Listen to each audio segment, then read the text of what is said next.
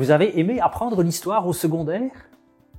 Vous avez éprouvé du plaisir à découvrir comment vivaient les femmes et les hommes hier, comprendre leur manière de penser et de voir le monde, les défis auxquels ils ont dû faire face, leur mode de vie en société?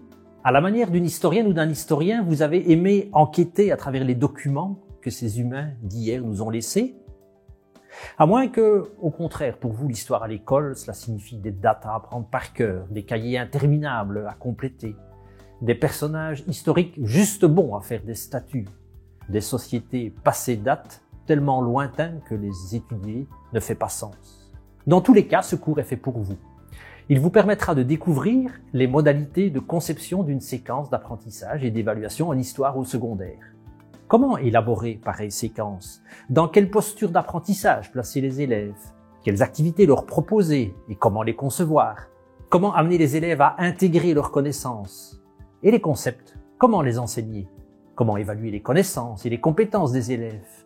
Toutes ces questions trouveront réponse dans le contexte des programmes Histoire et éducation à la citoyenneté et Histoire du Québec et du Canada au premier et au deuxième cycle du secondaire. Une place est également faite dans le cours au programme Histoire du XXe siècle, Monde contemporain et Éducation financière. Si vous enseignez l'histoire et que vous aimez enseigner cette discipline, ou au contraire, qu'enseigner l'histoire au secondaire est source de défis, voire d'insatisfaction pour vous, dans tous les cas, bienvenue dans ce cours. Il vous permettra de prendre distance par rapport à vos conceptions et vos pratiques, d'approfondir vos connaissances et de développer vos compétences en matière d'enseignement de l'histoire.